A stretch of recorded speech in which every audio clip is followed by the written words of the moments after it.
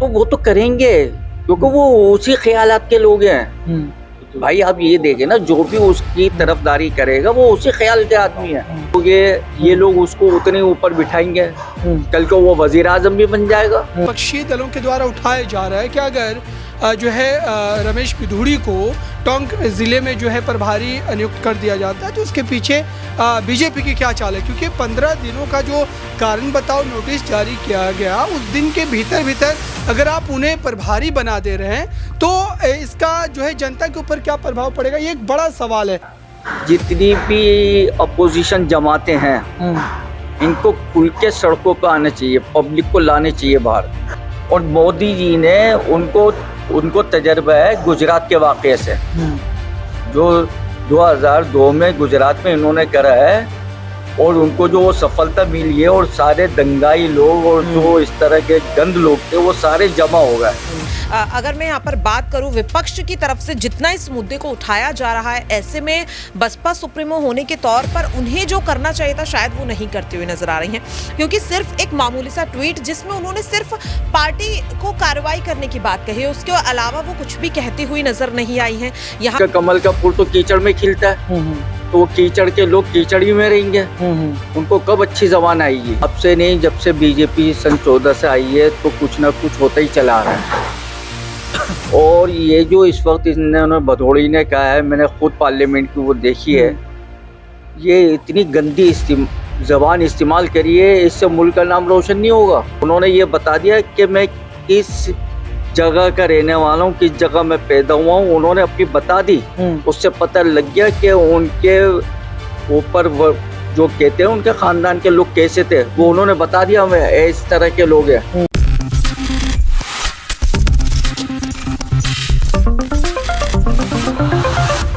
2024 में जो लोकसभा चुनाव होने जा रहे हैं, उन लोकसभा चुनाव में जीत का दावा करते हुए दिखाई दे रहे हैं पहले से ही इंडिया गठबंधन।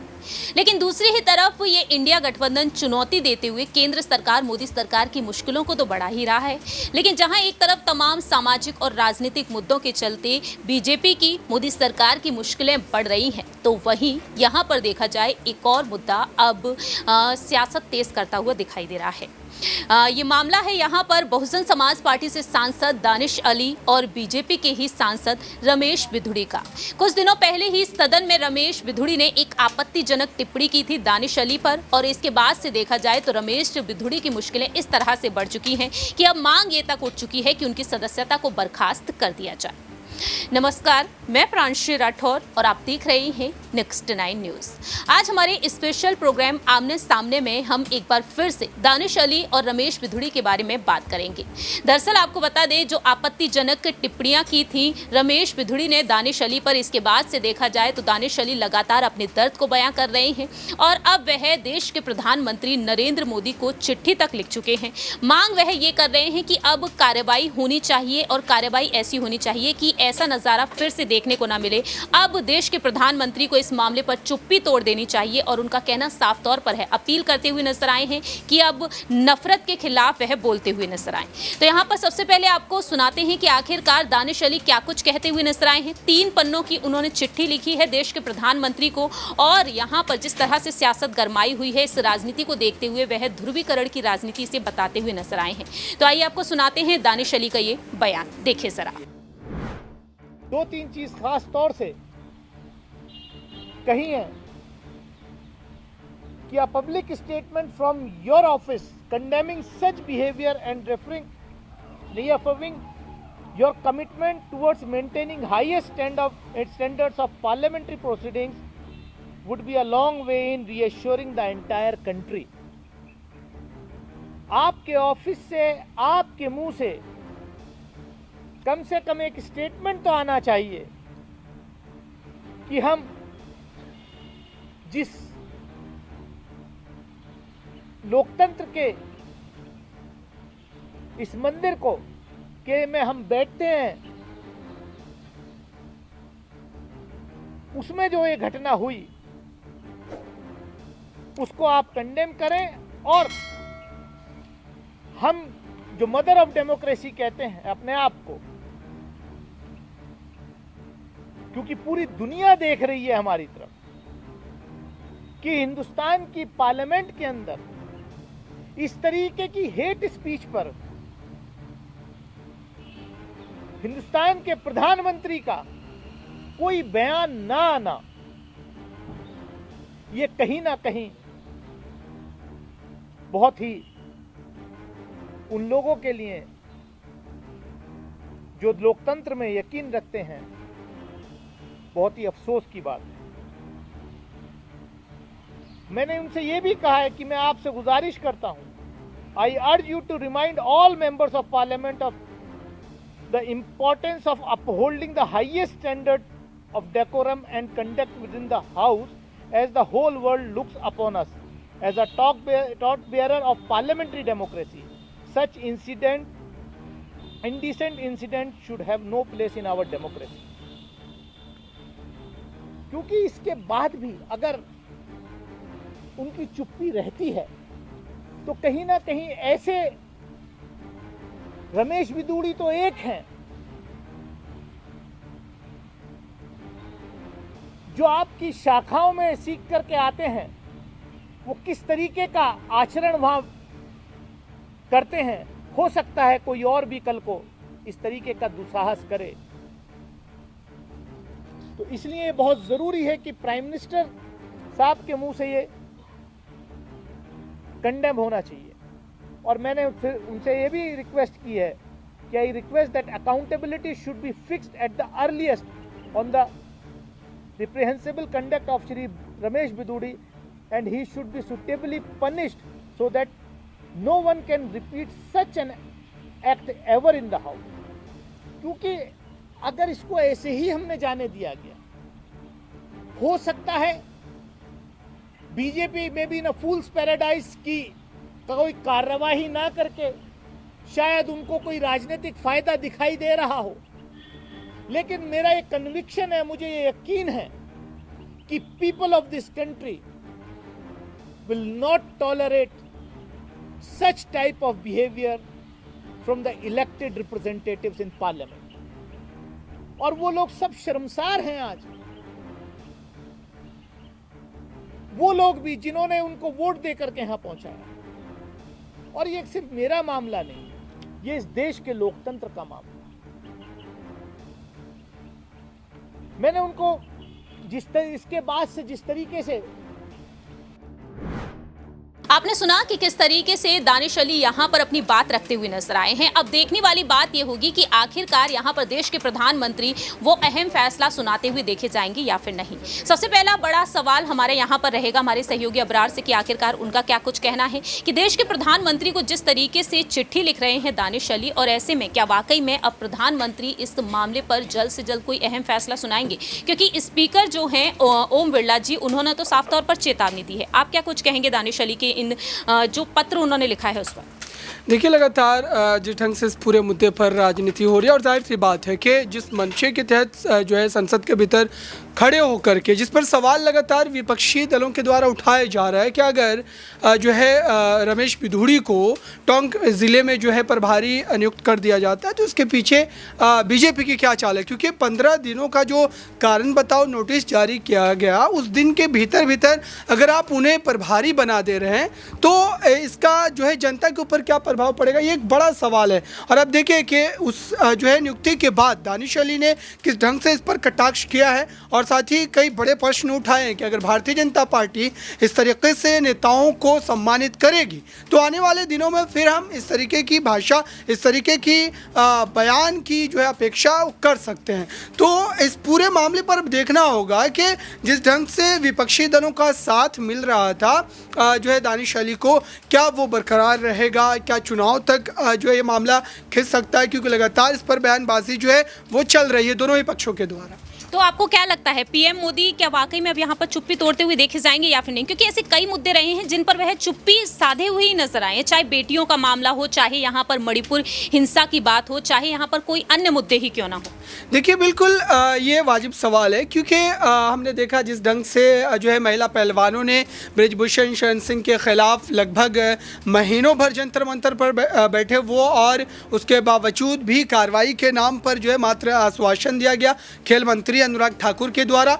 तो ये सारी चीज़ें हम जो है परत दर परत देखते आ रहे हैं, चाहे वो किसानों का मामला हो, अजय सिंह टहनी के बेटे ने जिस ढंग से गाड़ी चढ़ाई किसानों पर, उसके बावजूद भी कोई कार्रवाई के नाम पर जो है बड़ा सख्त कदम आप कह सकते हैं कि नहीं उठाया गया। तो ये बिल्कुल सवाल जायज़ है विपक्ष के द्वारा कि अगर प्रधानमंत्री नरेंद्र मोदी इन तमाम मुद्दों पर बोलेंगे खुलकर और एक तरीके से डांट फटकार लगाई जाएगी, कड़ी कार्रवाई की जाएगी, तो इसका असर साफ तौर पर देखने को धरातल पर भी नजर आएगा। जाहिर है तो देखा जाए तो यहाँ पर पीएम मोदी की अब वाकई में इस पर चुप्पी टूटती हुई नजर आएगी या फिर नहीं, इस पर सभी की नजरें टिकी हुई है। दूसरा सवाल रहेगा यहाँ पर हमारी सहयोगी प्रज्ञा से कि आखिरकार उनका क्या कुछ कहना है, क्योंकि दानिश अली जिस तरीके से राहुल गांधी से मुलाकात किए हैं और प्रियंका गांधी को लेकर भी ये दावे किए गए हैं कि वह मायावती से मुलाकात कर चुकी हैं, तो ऐसे में क्या वाकई में दानिश अली वो कड़ी बनती हुई नजर आ रहे हैं कि वह अब बहुजन समाज पार्टी को इंडिया गठबंधन से जोड़ ही देंगे?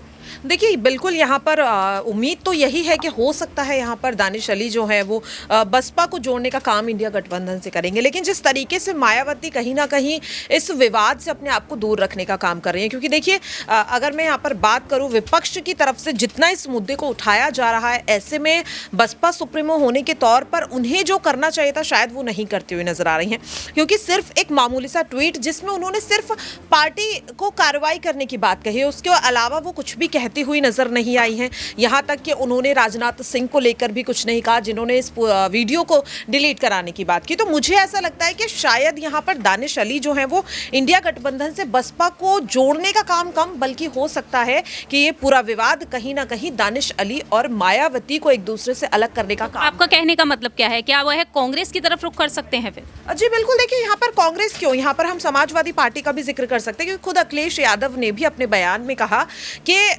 जो सरकार है, जो पार्टी है, वो ये ना समझे कि दानिश अली सिर्फ और सिर्फ बसपा के नेता है। उन्होंने खुद कहा है कि मेरा दानिश अली के साथ बहुत खास रिश्ता है, जब सपा और बसपा गठबंधन में थे उस वक्त से वो नेता है। और डिंपल यादव की अगर बात करें तो उन्होंने तो सीधे सीधे दानिश अली को भाई तक कह दिया है। तो यहाँ पर देखिए कहीं ना कहीं साफ तौर पर लग रहा है कि इस वक्त दानिश अली के साथ जो कुछ भी सदन में हुआ उसका इस्तेमाल विपक्ष कहीं ना कहीं 2024 के लिए अपने फायदे के लिए भी करता हुआ नजर आ रहा है, क्योंकि जाहिर सी बात है कि वोट बैंक पर बहुत फर्क यहाँ पर पड़ेगा इसके बाद। जाहिर है क्योंकि देखा जाए तो 24 काफी नजदीक है, लोकसभा चुनाव काफी नजदीक है और इन लोकसभा चुनाव से पहले ही यहाँ पर सियासी दांवपेच खेलने में मोदी सरकार और भारतीय जनता पार्टी देखा जाए तो पीछे नहीं है। आखिरी छोटा सा सवाल रहेगा यहाँ पर हमारे सहयोगी हमारे जो सर हैं राकेश मोहन जी, उनसे यहाँ पर जानना चाहेंगे कि आखिरकार उनका क्या कुछ कहना रहेगा। आखिरी सवाल रहेगा यहाँ पर राकेश मोहन जी से कि आखिरकार उनका क्या कुछ कहना रहेगा।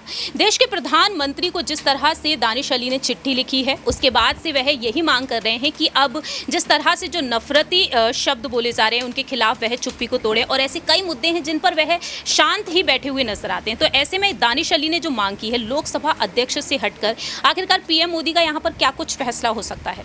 देखिए मैम, जो दानिश अली ने मांग की है रमेश बिधूड़ी के बयान पे पीएम मोदी से, वो उन तमाम मांगों की तरह है जो अभी तक विपक्ष करता रहा है।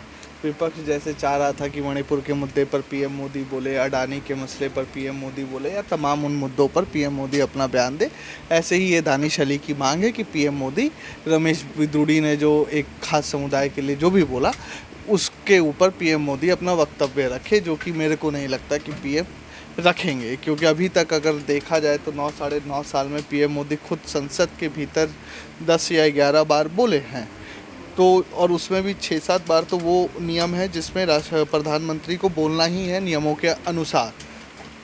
तो दानिश अली की मांग एक तरीके से पीएम से एक नेता सदन के रूप में जायज़ है, लेकिन इसमें बहुत कुछ दानिश अली को मिलने वाला है नहीं, जहाँ तक मुझे उम्मीद है। पार्टी संगठन के तौर पर भाजपा संगठन किस तरीके का एक्शन लेता है रमेश बिधूड़ी पे, ये भी देखने वाली बात है। लेकिन वर्तमान सच्चाई यही है कि उन्हें टोंक का प्रभारी बनाकर गुर्जर समुदाय को साधने के लिए भेजा गया है, क्योंकि रमेश बिधूड़ी भी गुर्जर समुदाय से ही आते हैं। तीसरी बात, देखिए इस मसले पर जनता के बीच में तो गुस्सा है। अगर अल्पसंख्यक समुदाय की बात करें और हम जब ग्राउंड पे जाते हैं और लोगों से बात करते हैं इस मसले पर, तो लोगों का कहना है कि पीएम को ज़रूर बोलना चाहिए, बीजेपी को इस पर सफाई देनी चाहिए कि हाँ एक खास समुदाय को लेकर क्या उनका रुख है, क्योंकि अगर आप अल्पसंख्यक समुदाय को लेकर इतनी हीन भावना रखते हैं तो वो आपसे कैसे जुड़ेगा, ये भी प्रश्न जनता के मन में है। अब देखना है कि चिट्ठी का जवाब दानिश अली का प्रधानमंत्री देते हैं या संगठन की तरफ से कोई बयान आता है कि नहीं। वाकई में अब ये भी देखना होगा, क्योंकि 15 दिनों में जवाब मांगा गया है और दानिश अली का कहना साफ तौर पर रहा है कि हफ्ता भर हो चुका है और अब तक कोई भी कार्रवाई नहीं हुई है, कोई भी कड़ा एक्शन नहीं लिया गया है। ऐसे में यहाँ पर देखने वाली बात होगी कि पार्टी हाईकमान आखिरकार रमेश बिधूड़ी पर क्या कुछ अहम फैसला सुनाते हैं, क्योंकि रमेश बिधूड़ी को तो जिम्मेदारी तक सौंप दी गई है, राजस्थान की सियासत में उन्हें एक्टिव कर दिया गया है। अब देखते हैं कि आखिरकार रमेश बिधूड़ी पर क्या कुछ आखिरी एक्शन लिया जाएगा या फिर नहीं। हमारे इस खास प्रोग्राम में फिलहाल के लिए इतना ही, लेकिन जाते हुए आपको दिखाएंगे वो वीडियो कि जब देखा गया कि जनता किस तरह से रमेश बिधूड़ी के लिए अपनी नाराजगी को जाहिर करती हुई नजर आई है। देखिए सर। मेरा नाम कासिम है। सर कैसे देखते इस मुद्दे को, लगातार जो है चर्चाओं का विषय बन चुका है रमेश बिधूड़ी वाला मुद्दा। देखिए, ये तो अब से नहीं, जब से बीजेपी सन 14 से आई है तो कुछ ना कुछ होता ही चला रहा है। और ये जो इस वक्त इन्होंने भदौड़ी ने कहा है, मैंने खुद पार्लियामेंट की वो देखी है, ये इतनी गंदी जबान इस्तेमाल करी है, इससे मुल्क का नाम रोशन नहीं होगा। दुनिया में मुल्क का नाम जो है नीचे की तरफ जाएगा, कीचड़ में। और मोदी जी इसको अच्छा समझ रहे हैं, क्योंकि कमल का फूल तो कीचड़ में खिलता है, तो वो कीचड़ के लोग कीचड़ ही में रहेंगे। उनको कब अच्छी जबान आएगी। अगर दानिश अली चाहते, अच्छे खानदान के थे, चाहते तो वो भी उसी तरह की जबान इस्तेमाल कर सकते थे, लेकिन नहीं। फर्क है इंसान के अंदर। उन्होंने ये बता दिया कि मैं किस जगह का रहने वाला हूँ, किस जगह में पैदा हुआ हूँ, उन्होंने अपनी बता दी। उससे पता लग गया कि उनके ऊपर जो कहते हैं उनके खानदान के लोग कैसे थे, वो उन्होंने बता दिया, हमें इस तरह के लोग हैं और हमें यही जबान आती है। अच्छा, भाजपा ने अभी तक कोई बड़ी कार्रवाई नहीं की है, इसको लेकर आप क्या कुछ कहेंगे। देखिए, भाजपा ने आज तक क्या कार्रवाई की, उससे पहले और भाजपाइयों के नेताओं ने इतनी गंदी गंदी जबानें इस्तेमाल करी हैं, उनके खिलाफ क्या करा है। रेपियों के साथ क्या इस्तेमाल करा है उन्होंने। उनको ये इस मुल्क से कोई वफादारी नहीं है, उनके नहीं है। वो तो कहते हैं मुल्क टूटे तो टूटे, लेकिन हमारे जो लूटने का अंदाज है ना, कि जो कहते हैं ना ये कि जी अंग्रेज लूट के ले गए, ये लूट के ले गए, वो लूट के ले गए, ये भी वही काम कर रहा है अंग्रेजों वाला। ये भी लूट के कहीं ना कहीं चले जाएंगे, झोला उठा के भर के, झोले में सारी चीजें भर के चले जाएंगे। ये कहते हम तो चौकीदार हैं। वही तो, चौकीदारी तो चोरी कर रहा है ना हर चीज की, तो मुल्क कहाँ बचेगा। चौकीदार ऐसे थोड़ी होते हैं। चौकीदार के लिए जो लोग चौकीदार रखते हैं, उन पे जो पैसा खर्च करते हैं, वो इसलिए तो करते हैं कि हम महफूज रहे। ये तो ऐसा चौकीदार आ गया कि मुल्क को ही तबाह कर रहा है। किसी चीज पे इसका ध्यान ही नहीं है। बस इधर फोटो खिंचवा लूं, उधर फोटो खिंचवा लूं, वो औरत अच्छी लगे तो वहां जाके हाथ मिला लूं, ये कर लूं, वो कर लूं। ये तो ये इसमें लगा भाई, हम देखते हैं सारा यूट्यूब के अंदर आता है, सारी चीजें दिखाते हैं। तो ये तो मुल्क की बदनामी है भाई। आप देख तो जितने भी बीजेपी के नेता हैं, रेपिस्ट औरतों का, कहाँ ये लेडीज का इतना वो इज्जत वकार करते हैं, कहाँ करते हैं बताइए। सैयद पुणे वाला है और ब्रजभूषण शरण सिंह यहाँ लगातार समर्थन कर रहे हैं रमेश बिधूड़ी का। तो वो तो करेंगे, क्योंकि वो उसी ख्यालात के लोग हैं भाई। आप ये देखें ना, जो भी उसकी तरफदारी करेगा वो उसी ख्याल के आदमी है। और राजस्थान का प्रभारी यहाँ पर जो है रमेश बिधूड़ी को बना दिया गया है। भाई वो तो जितना आप गंदी जबान इस्तेमाल करोगे, ये लोग उसको उतने ऊपर बिठाएंगे। कल को वो वजीर आजम भी बन जाएगा। अगर यही रहा, कल को वो शख्स वजीर आजम भी बन सकता है। बदलाव कैसे होगा सर फिर? बदलाव तो देखिए जी, जितनी भी अपोजिशन जमाते हैं, इनको खुल के सड़कों पर आना चाहिए, पब्लिक को लाने चाहिए बाहर। नहीं तो इस मुल्क को कोई बचाने वाला नहीं होगा। गठबंधन हो गया है, इंडिया अलायंस बन गया है, आपको लगता है कि इसका कुछ फायदा मिलेगा, जीत पाएगा? देखिए, ये तो वो इन्होंने कोशिश करी है। अगर उनके अंदर बाकी कोई सच्चाई है मुल्क के लिए, इंडियन गठबंधन को, तो वो बचा भी लेंगे। लेकिन अगर वो खाली वोट के चक्कर में इधर उधर के नहीं आ रहे हैं, तो नहीं बच पाएगा। नहीं बच पाएगा, क्योंकि जो लोग वोट के चक्कर में आगे आएंगे तो वो तो वोटर का वो देखेंगे कि अक्सरियत किधर की तरफ जा रही है, वो भी वही बात करेंगे। हाँ, अगर मुल्क को देखना है तो इंडियन गठबंधन को भी अपना। अच्छा सर, मैं आपसे एक सवाल और पूछूंगा। लगातार देखा जाए तो देश में हिंदू मुस्लिम का माहौल बनता चला जा रहा है। क्या सच में 2014 से जब बीजेपी तब से ये माहौल बन रहा है, या पहले भी ऐसा माहौल हुआ करता था? पहले नहीं हुआ इस तरह का माहौल। अगर कहीं हुआ भी होगा तो वो कहीं दूर परे अनजाने में हुआ होगा, लेकिन सन 14 के बाद से जो है ये बिल्कुल खुल के हो रहा है। और मोदी जी ने उनको तजर्बा है गुजरात के वाक़े से, जो 2002 में गुजरात में इन्होंने करा है, और उनको जो वो सफलता मिली है, और सारे दंगाई लोग और जो इस तरह के गंद लोग थे वो सारे जमा हो गए, समझे। तो वो चाह रहे हैं कि हिंदुस्तान में उसी तरह का मैं माहौल बनाऊं ताकि मैं यहाँ जब तक जिंदा हूँ कुर्सी पे बैठा रहूं, समझे। वो ये गुजरात से उनको थोड़ा तजर्बा मिला हुआ है, तो वो चाह रहे हैं आगे भी ऐसा करूं। लेकिन कर्नाटक के लोगों ने बड़ा अच्छा तजर्बा इनको चोट पहुंचाई है, और उसी तरह मैं चाहता हूं कि हिंदुस्तान के सारे अवाम कर्नाटक के लोगों से सबक सीखे। अच्छा, इलेक्शन तो फिर से आ गए बाबा, आपके हाथ में वोट है, वोट आपको डालना है 24 को लेकर। क्या उम्मीद नजर आ रही है, क्या क्या मुद्दे होंगे आपके? भाई मुद्दे क्या होंगे? सबसे बड़ा मुद्दा तो मुल्क को बचाने का है, समझे।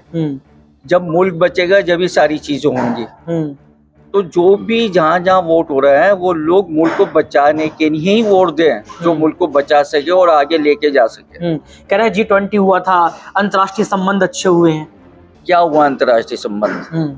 यहाँ से जाने के बाद लोगों ने बाहर जाके क्या प्रेस कॉन्फ्रेंस में बताया, बताइए।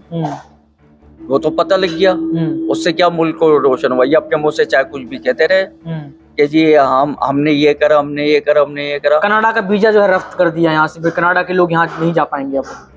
देखिए, ये तो कनाडा की और उनकी अपनी अंदरूनी बातें क्या है क्या नहीं है, ये तो दोनों हुकूमतें जाने हैं, इस बारे में तो हम नहीं कह सकते।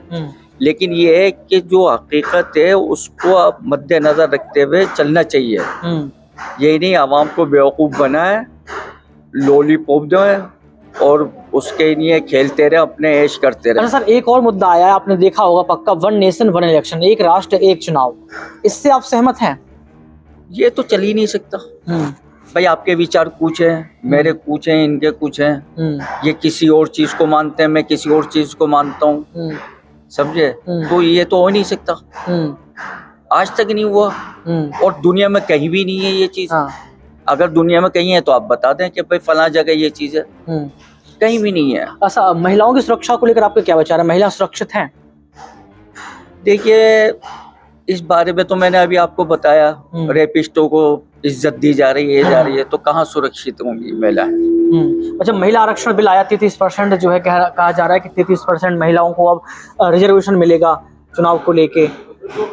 देखिए, अगर ये इस बारे में सच्चे हैं तो लागू कर दें।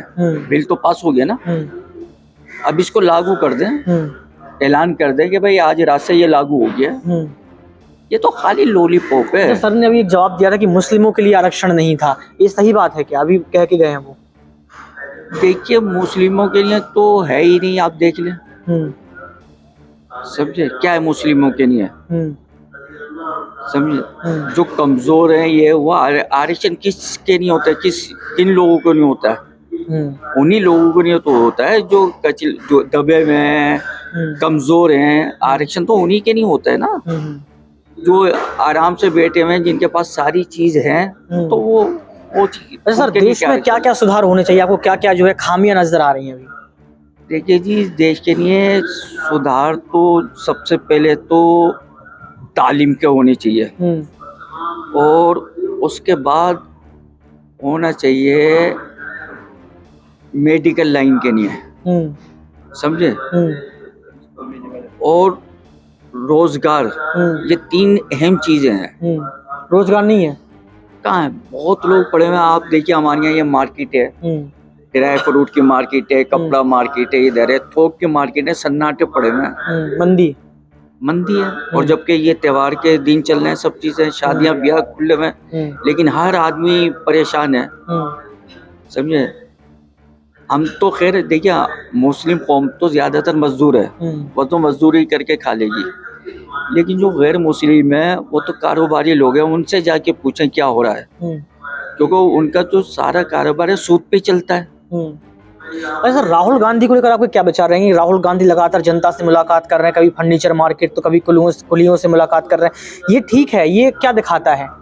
नहीं, ये एक अच्छा उनका पैगाम है और उनको भी आजमाना चाहिए, ये नहीं छोड़ दे। भाई अगर कोई एक आदमी सही काम करने की कोशिश कर रहा है तो उसको भी पब्लिक को चाहिए आजमाए, उसको मौका दे। भाई हर एक को मौका मिलना चाहिए जो सही सही चल रहा है।